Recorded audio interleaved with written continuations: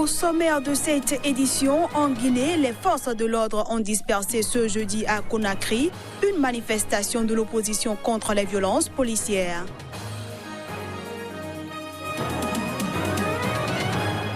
Offensive anti-rebelle en République démocratique du Congo, des violents combats se poursuivaient ce vendredi dans la région de Béni après la mort de Casque Bleu.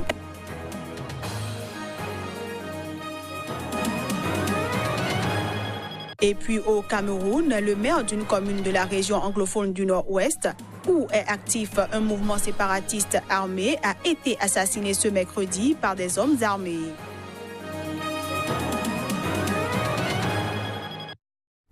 Voilà pour les titres. Bienvenue à tous. En Guinée, les forces de l'ordre ont dispersé ce jeudi à Conakry une manifestation de l'opposition qui accuse le pouvoir de violation d'un accord sur l'installation des élus locaux et de violences policières.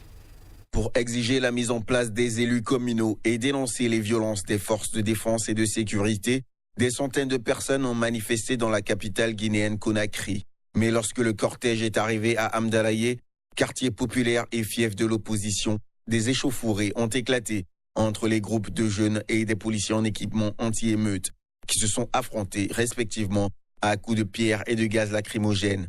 La manifestation interdite par le pouvoir s'est ensuite dispersée sans que se tienne le meeting de l'opposition prévu à proximité du stade du 28 septembre. Communiquer, vous savez pourquoi nous marchons?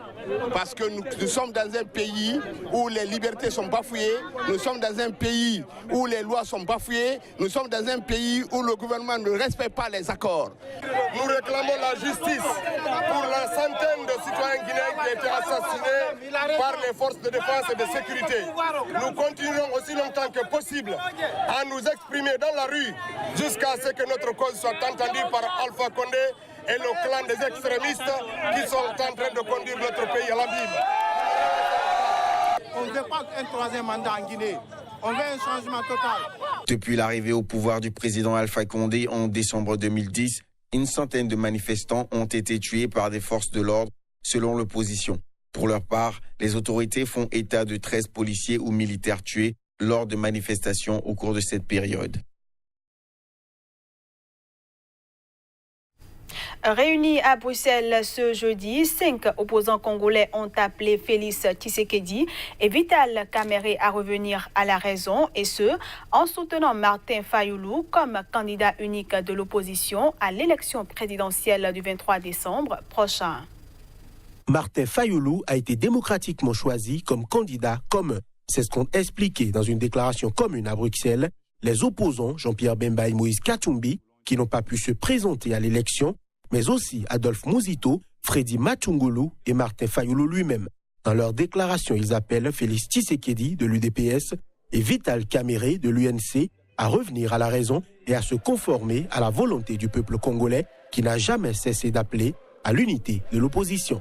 Martin Fayulu avait été désigné à la surprise générale, candidat unique de l'opposition, après un vote dimanche dernier à Genève entre les 7 opposants. Mais la donne s'est compliquée le lendemain quand Félix Tshisekedi de l'UDPS et Vital Kamerhe de l'UNC, sous la pression de leur base selon eux, ont dénoncé l'accord qui envisageait le retrait par solidarité au profit du candidat commun.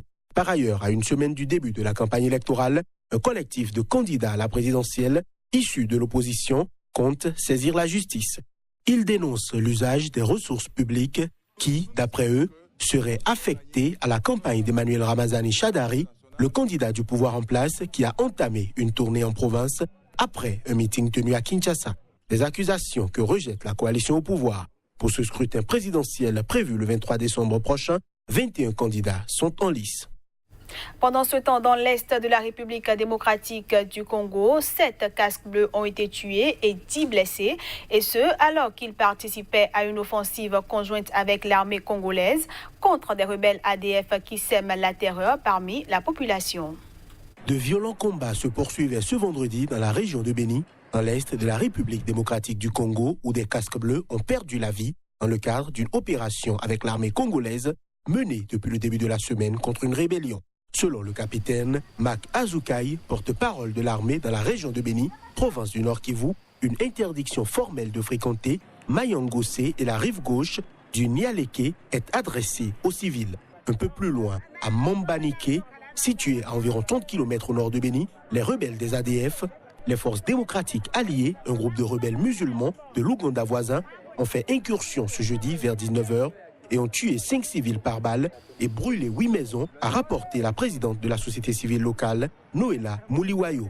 Selon l'ONU, 8 casques bleus, 7 Malawites et un Tanzanien ont été tués, 10 autres blessés et un autre porté disparu dans le cadre de l'opération militaire en cours. Ces soldats ont été tués mercredi lors de combats contre des ADF qui sévissent dans la région de Béni et des environs. Au moins 12 membres des forces armées de la République démocratique du Congo ont également été tués, selon l'ONU. Les ADF sont des rebelles musulmans opposés au président ougandais Yoweri Museveni et qui sont présents sur le territoire congolais depuis 1995. Allons à présent au Zimbabwe où 42 passagers d'un bus sont morts dans la nuit de jeudi à vendredi. Selon la police locale, c'était dans un incendie survenu après l'explosion pour une raison encore inconnue d'une bonbonne de gaz appartenant à un passager. La semaine dernière, 47 personnes étaient mortes dans une collision entre deux bus sur une route entre la capitale Harare et la ville de Rusape. Le président Emmerson Mnangagwa avait alors insisté sur la nécessité de faire des efforts en matière de sécurité dans un pays dont le réseau routier et la flotte de véhicules privés sont généralement mal entretenus. Assassinat ce mercredi du maire d'une commune de la région anglophone camerounaise du Nord-Ouest. À en croire le gouverneur de la région où est actif un mouvement séparatiste armé, le forfait a été commis par des hommes armés. Des enquêtes sont en cours pour retrouver les commanditaires de l'assassinat. Ngonfe Loma David Molo, militant du parti au pouvoir, était maire de la commune de Noa, située dans le département de Donga Mantung, où ont lieu des combats meurtriers depuis plusieurs jours entre l'armée et des séparatistes. L'homme a été froidement abattu mercredi par des hommes armés. Mardi, au moins 25 Amba Boys, combattants séparatistes du nord de l'Amazonie, un État qu'ils veulent créer, ont été tués par l'armée Ambot dans le même département. Le conflit armé a redoublé d'intensité dans la région du Nord-Ouest après plusieurs mois d'accalmie, les affrontements s'étant concentrés durant l'été dans la région du Sud-Ouest. Dans ces deux régions anglophones du Cameroun, une crise sociopolitique sans précédent s'est installée fin 2016 avant de se transformer fin 2017 en conflit armé. Des affrontements entre armées et séparatistes, regroupés en groupes éparses dans la forêt équatoriale, s'y produisent quasiment tous les jours depuis plusieurs mois. Plus de 200 membres des forces de défense et de sécurité camerounaises ont perdu la vie dans ce conflit, ainsi que plus de 500 civils, selon le think tank International Crisis Group. La levée des sanctions de l'ONU contre l'Érythrée marque un nouveau signe de détente dans la Corne de l'Afrique. Cependant, les experts préviennent qu'elles ne devraient forcément pas déboucher sur des réformes significatives de la part du régime en place. L'Érythrée a de bonnes raisons de s'estimer soulagée. Mercredi, le Conseil de sécurité de l'ONU a, à l'unanimité, levé ses sanctions qui pesaient sur le pays depuis 2009. Cette résolution des Nations Unies intervient après un rapprochement spectaculaire et inattendu entre l'Érythrée et l'Éthiopie sous l'impulsion du Premier ministre éthiopien Abiy Ahmed. Pour les experts, ce dénouement ne devrait forcément pas déboucher sur des réformes significatives. Le pays étant dépourvu de constitution ou de parlement, le changement ne peut venir que du président Isaias Afewerki, ancien chef rebelle, héros de l'indépendance et grand admirateur de Mao. Et si ce dernier a accepté la main tendue du nouveau Premier ministre éthiopien, signé avec lui un accord de paix en juillet et autorisé la réouverture des ambassades et de la frontière commune, il n'a pas en l'état amorcé de réformes à destination de sa propre population. Le régime, devenu ultra-autoritaire, a fait taire toute voix dissidente, emprisonnant opposants et journalistes, tout en imposant à la population une conscription obligatoire et illimitée. Les dissidents croupissent toujours en prison, les jeunes Érythréens sont toujours soumis au service national forcé et selon les Nations Unies, plus de 14 000 Érythréens ont fui le pays depuis septembre. Plus de 400 000 Congolais ont été expulsés ou ont fui l'Angola depuis octobre. C'était à la suite d'une opération des forces de sécurité visant officiellement à combattre le trafic illégal de diamants. La situation est décriée par l'ONG Human Rights Watch qui soupçonne les autorités de mauvais traitement. Les détails. L'ONG Human Rights Watch tape du poing sur la table et déclare dans un communiqué que le gouvernement angolais devrait immédiatement suspendre l'expulsion de réfugiés de la République démocratique du Congo. Les autorités angolaises sont plutôt invitées à enquêter de façon impartiale sur les mauvais traitements dont sont soupçonnées les forces de sécurité. En effet, selon Human Rights Watch, les forces de sécurité et des jeunes de l'ethnie Chokwe qui se sont alliés à elles ont tué au moins 6 Congolais durant l'opération dans la province de Luanda-Norte, frontalière de la RDC. Mais le nombre de morts est très probablement plus élevé selon l'Organisation de défense des droits de l'homme. De nombreux migrants et réfugiés qui ont franchi la frontière avec la RDC ont accusé les forces de sécurité angolaises de les avoir agressés sexuellement, d'avoir pillé et brûlé des maisons.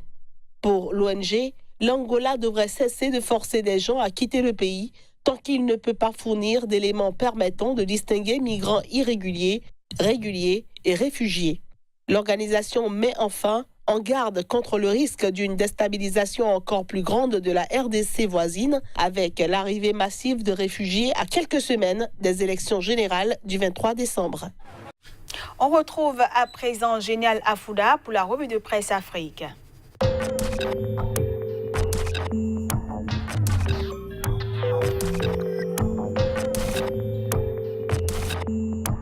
Nouveau numéro de la revue de presse Afrique sur Sika TV. Chers téléspectateurs, bienvenue. Nous ferons le point de l'actualité en Côte d'Ivoire, au Burkina Faso, au Cameroun puis au Togo. Crise sociopolitique au Togo, une lecture du journal Liberté nous informe des manœuvres du RPT Unir pour écarter Akufo-Addo de la facilitation. Toujours à la une du journal Liberté, des forces vives soutiennent l'opposition, peut-on lire en première page. Politique togolaise de crise en crise, le quotidien L'éveil de la nation fait le point des leçons des boycotts que l'opposition ne veut pas tirer de 1993 à 2018. On reste avec le journal L'éveil de la nation qui nous apprend également que la C14 se met à dos la communauté internationale. Puis législative 2018, encore un boycott de l'opposition radicale au Togo, s'interroge le journal TM Togo Matin. Actualité au Cameroun, le journal L'économie nous informe de la tenue d'une conférence sur la crise anglophone le 21 novembre. On reste avec le journal L'économie dont les gros titres nous font savoir qu'un collectif international se mobilise pour la libération du journaliste Michel Biemtong. Le quotidien Le Jour relève en première page les questions autour de la couverture santé. Remaniement ministériel annoncé au Cameroun, ça chauffe autour du frère cadet de Paul Biya. Peut-on lire à la une du journal L'Épervier qui nous apprend également que la deuxième phase du projet PADI a été lancée. Au Burkina Faso, l'échangeur du Nord est désormais ouvert à la circulation, nous informe le journal Sidouaya, qui nous apprend aussi que la question foncière sera au cœur des échanges dans le cadre des journées de la commune burkinabé. Autre information à la une de Sidouaya ce jour, le président de l'Union parlementaire africaine décline ses orientations. Dernière escale du jour, la Côte d'Ivoire, où Fraternité nous apprend que Ouattara demande aux États membres de la BOAD d'investir dans le secteur de l'énergie lors de la commémoration des 45 ans de l'institution. Puis, éliminatoire Cannes 2019, le journal Fraternité Matin nous apprend que les éléphants se rendent à Conakry ce vendredi. Voilà, ce sera tout pour la revue de presse Afrique de ce vendredi 16 novembre 2018. Merci de l'avoir suivi. Bon week-end à toutes et à tous. Et c'est la fin de cette édition que je vous remercie d'avoir suivi.